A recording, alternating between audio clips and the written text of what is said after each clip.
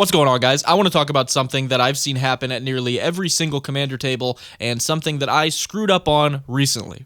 Recently, I was in a game where I had to make a choice, and if you know me, there's two things I'm afraid of, and that's choices and women. I could take out one player and then spend the next 2 hours trapped in a miserable game against a control deck that I was 100% going to lose to. Or I could take out the control player, get knocked out shortly after by the third player, and the game would be over in 5 minutes. I chose the second option. I chose the path less taken. The problem wasn't necessarily the play I made. Looking back, I think the problem was how I communicated it. I attacked the control player, and when they asked why, I basically said, "Oh, I just wanted to take somebody out."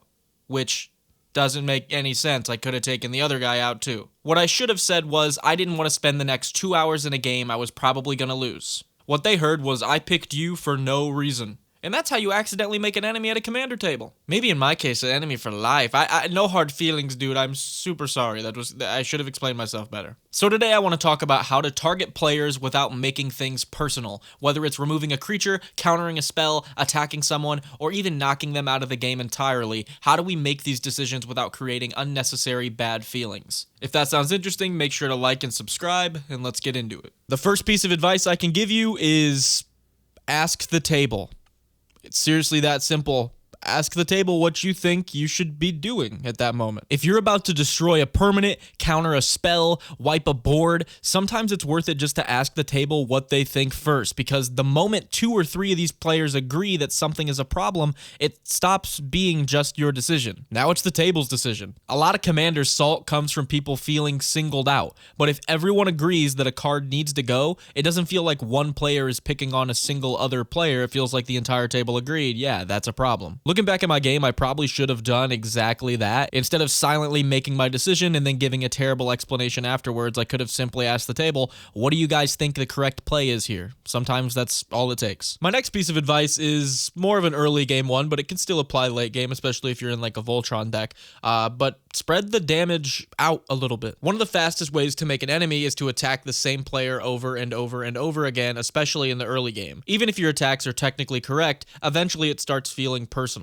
Meanwhile, if everyone takes a little bit of damage, it just feels like normal gameplay. As a bonus, spreading around damage makes it easier to close out games later, since one player won't be sitting at 40 life while everyone else is at 12. I've even seen some people roll dice to see where their attacks are going, which makes a commander like Ruhan the Fomori even better because he has to attack at random. You really don't make enemies with that deck. I've never thought about that aspect, but it really is one. It's hard to blame the player when the card is making the decision, which is a perfect segue into my next point. Run more cards where the card makes the decision, not you. Goad cards are a great example. If you cast Disrupt Decorum, you're not choosing who gets attacked. The opponents are making the choice, you're just making them attack. Voting cards can do this, causing the whole table to cast votes on what they want the outcome to be. Random effects do this. Even weird mechanics like Land Walk can do this, because all you have to do is be like, look man, I'm not targeting you because I hate you. Your deck is the only one at the table that has a mountain, and I have a mountain walk creature. Sometimes having a built-in reason makes a huge difference. On top of running cards that take the decision-making process away from you, you could also just run cards that affect everybody. Take Soul Shatter, for example. If you cast Go for the Throat, one player knows exactly who you're going to target, you point it at their creature, you made a choice, you made an enemy.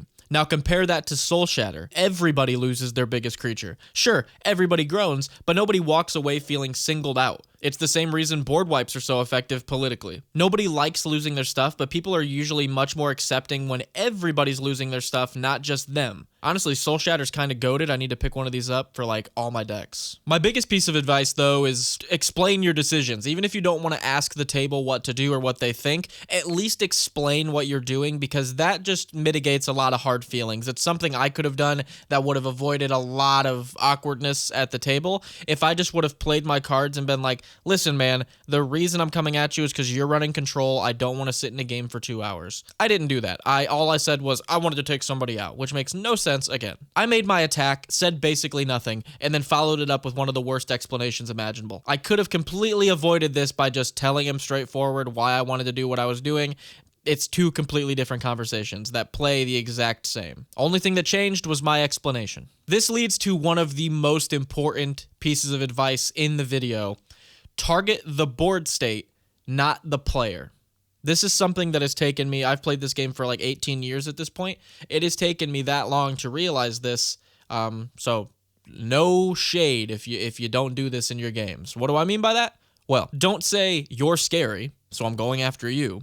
Say, if I don't deal with that, we're probably going to lose. Don't make it about the person. Make it about the game literally ending, or make it about a series of events that will inevitably lead to the game ending. I actually had a perfect example of this recently. We were playing against a VV deck that had no cards in hand. At first glance, it looked harmless, but upon looking at their board state, I knew that if they top decked a draw spell, there was a very real chance that they could kill the entire table. So I explained that to him. I said, listen, you're playing VV, you have a gutter snipe in play, you have a fiery inscription in play, you have a VV in play, and you have something that's doubling all those triggers. If you top deck a draw spell, there's a serious chance that you will then draw into another instant or sorcery, which is enough to take out all of us at the table. I kind of have to go after you. Honestly, he understood. It helped that his wife just came in with food for him. That definitely helped mitigate some of the awkwardness. He was definitely down to go eat. That was nice. But even without that, he definitely understood, like, you know what? That actually makes sense. I am the threat. If you got to take me out, you got to take me out. Oh, and guess what happened? After I attacked him and took him out of the game, he flipped his top card, and it was a draw spell. And then guess what he drew into? Another instant sorcery. So we quite literally would have all lost the game next turn if I didn't do that, and it would have been a whole lot more awkward if I didn't just explain why I was doing that. Talk to your table a little more. Target the board state. And I've got one more bonus tip for you to tag on to the end here. Attack for value, okay? Attacking is one of the most awkward parts of any game of Magic, especially Commander, because you've got multiple people to attack. If you've only got one thing to swing with evasion, you are picking which of the three you have to attack. That's a really easy way to make that player think, damn, he attacked me out of all three people. Looks like this is about to get heated. But remember, attack for value. Not every attack is about dealing damage. Sometimes your deck just needs to attack. Let's say you have a Sun Titan in play. You need that attack trigger to get some important permanent out of your graveyard. Two opponents have giant blockers that are big enough to block Sun Titan and kill it. One opponent does not. It's perfectly reasonable to say, look, man, I need my Sun Titan trigger. The other two players can't block it, so I'm gonna send it your way. Now, compare this to you just blindly swinging that Sun Titan at that guy without saying anything. It is the exact same gameplay action with two completely different outcomes. If you swing it just blindly without saying anything, that person's gonna go, like, could we talk about this? Like, I might be able to remove one of the big blockers for you so you could swing at another guy. You could be missing out on a partnership there, and everything just goes south. Compare that to, listen, I need to swing at you with my Sun Titan because you're the only optimal attack. My Sun Titan will die either other way, and I need to get this permanent back from my graveyard. Again, that feels a whole lot less personal and targeted, and it also opens that opponent up to doing some political stuff, being like, hey, don't swing my way. What if I deal with one of the blockers and you attack one of them? You're not attacking because you dislike that player. You're attacking because your deck literally needs it to function. People are more understanding when they know why something is happening, and if you explain to them why that's happening, again, communicate with the table. It's going to be a whole lot less awkward, and they're going to feel a whole lot less targeted. But remember, sometimes you're going to make an enemy anyway. That's just Commander. You can explain your reasoning, you can communicate it clearly, you can target the board state, you can make the correct play, and sometimes people are still going to get upset. That's okay.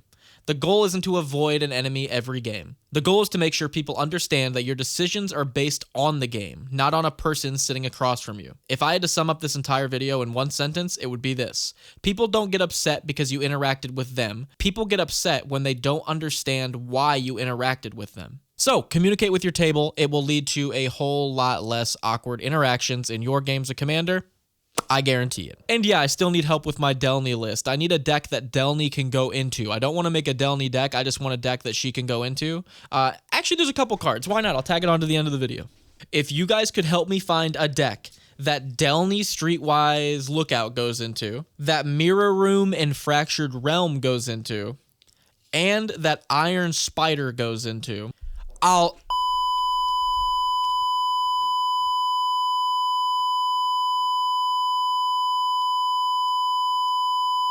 So, there's that. If you enjoyed this video, make sure to like, comment, subscribe, and join the Discord with the link down below. And while you're down there, consider becoming a YouTube member or a Patreon member for as low as $1 a month, where you can submit your decks for Friday Night Deck Reviews. That's right, every Friday we go live and review the community decks. You can also check out my website, nixlotus.com, to try out some of our tools, check out some of our viewer-submitted decks, or pick up a piece of merch. Even if you don't do any of that, just watching the video help me out a ton. Make sure to subscribe. We're trying to hit 20K by the end of the year, and that is about it. Appreciate you guys checking out the video, and I'll see you guys next time. Peace.